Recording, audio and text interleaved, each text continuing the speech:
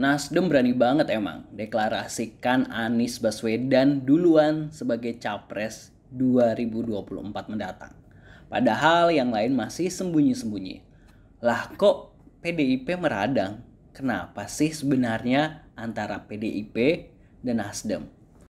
Podcast ini kami buat berdasarkan pengamatan kita sebagai orang awam yang menikmati drama-drama politik di Indonesia. Jangan lupa di subscribe terlebih dahulu. Nah, seperti yang sama-sama kita tahu bahwa Senin 3 Oktober 2022 yang lalu Nasdem dengan lantang mendeklarasikan Anies Baswedan sebagai capres yang bakal Nasdem usung di pertempuran pemilu 2024 mendatang. Nah, ini banyak orang yang menilai atau banyak orang yang berpendapat ini terlalu terburu-buru nggak sih Nasdem mendeklarasikan Anies Baswedan ini. Ada yang berpendapat iya, ada yang berpendapat ya sah-sah aja gitu kan. Lagian politik juga perlu persiapan sehingga Anies Baswedan bisa bersiap-siap, Nasdem bisa bersiap-siap sehingga konsep atau gagasan-gagasan nanti kepada masyarakat akan lebih matang, nggak kayak tahu bulat digoreng dadakan. Seperti kata pepatah, ada aksi maka ada reaksi. Nah, sesaat setelah Nasdem ini mendeklarasikan Anies Baswedan, gonjang-ganjing dunia perpolitikan Indonesia kembali mencuat.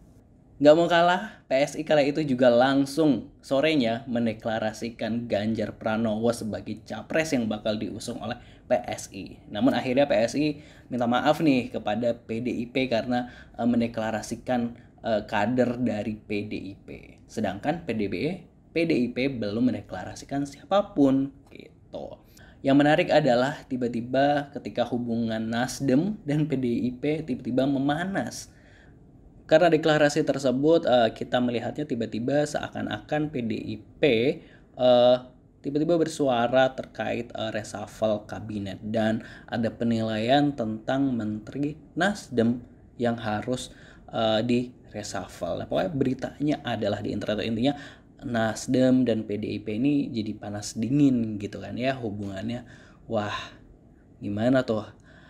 Untuk reshuffle sendiri kita tahu bahwa reshuffle itu adalah hak prerogatif dari Presiden Joko Widodo. Jadi bukan atas anjuran atau atas desakan dari pihak manapun. Oke lah, jadi hubungan Nasdem dan PDIP kalau kita lihat sebagai orang awam terlihat panas dingin gitu ya, karena di berbagai pemberitaan kita dapat membacanya bahwa seperti saling lempar bola gitu ya, saling lempar bola tentang isu-isu reshuffle tersebut. Nah, seperti yang kita tahu bahwa hubungan koalisi Nasdem dan PDIP ini udah berjalan dari pengusungan Presiden Joko Widodo di tahun 2014 periode pertama dan berlanjut hingga sekarang di periode kedua hingga 2024 mendatang. Nah, gue sendiri sebagai orang awam melihatnya ketika kita berkoalisi misalnya, nah gini, ibarat kata hubungan antara Nasdem, PDIP dan koalisi Jokowi di pemerintahan sekarang ya itu tuh kayak kita sedang kerjasama gitu loh. Kita kerjasama menjaga Jokowi, mendampingi Jokowi, mengawal Jokowi hingga 2024. Nah, dimana ketika 2024 nanti udah usai, misalnya gua nggak ikut gabung lagi, gua punya pilihan sendiri, gua pengen capres dari gua sendiri, gua pengen mengajukan siapa, menurut gua itu hal yang wajar aja sih. Iya nggak sih, maksudnya kayak nggak perlu jadi keributan, toh kontrak kita sampai 2024 selesai gitu kan. Kontrak kita sampai 2024 udah selesai. Setelah itu gue mau kerjasama dengan pihak manapun ya menurut gue itu nggak jadi masalah gitu kan. Iya nggak sih, seharusnya kayak gitu. Misalnya kita udah membangun kerjasama, kita udah partneran sama orang, kita kontraknya ini sampai tahun sekian, misal sampai 2024. Nah, ketika kita memilih untuk nggak melanjutkan atau partner kita memilih untuk nggak melanjutkan hubungan kerjasama karena kontraknya udah habis, ya itu hak partner kita. Begitupun juga hak kita untuk melanjutkan atau tidak. Seharusnya sih nggak boleh baper-baper gitu kan ya, maksudnya harusnya ya udah biarin aja. Misalnya ya itu kayak misalnya ketika Nasdem mau milih siapa untuk dicapreskan, ya haknya Nasdem. Atau misalnya si Golkar mau ngusung siapa juga itu haknya Golkar. Nah, kenapa di case antara PDIP dan Nasdem ini kenapa jadi panas dingin gitu? Padahal ya itu hal yang lumrah, hal yang wajar. Nggak cuma di soal partai politik aja atau koalisi pemerintahan aja partai politik, tapi juga menurut gue di kehidupan kita bermasyarakat atau di kehidupan keseharian kita, ya ketika kerjasama itu sudah habis masanya, antara lanjut atau enggak ya emang keputusan dari kedua belah pihak. Misalnya yang satu pengen lanjut tapi yang satu enggak pengen lanjut, pengen bekerja sama dengan yang lain atau pengen membentuk usaha yang lain atau dan lain sebagainya, ya sebenarnya nggak ada yang salah gitu kan ya, karena itu adalah pilihan. Apalagi politik, maksudnya politik itu lebih kayak ya semua punya kepentingan masing-masing. Gue punya kepentingan ini, partai A punya kepentingan ini, partai B punya kepentingan ini, semua punya kepentingannya masing-masing.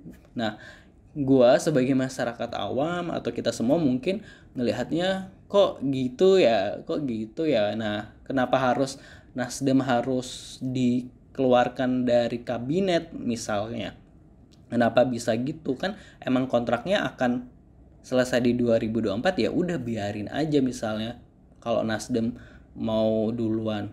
Nah, gitu maksudnya, kecuali emang apa ya? Emang melakukan kesalahan gitu. Maksudnya kan mendeklarasikan capres itu haknya Nasdem, bukan kesalahan gitu. Dan meskipun Nasdem udah mendeklarasikan Anies sebagai capresnya nanti di 2024, nah tapi hingga detik ini Nasdem tuh masih solid, masih konkret, masih komitmen untuk mendukung pemerintahannya Joko Widodo hingga 2024.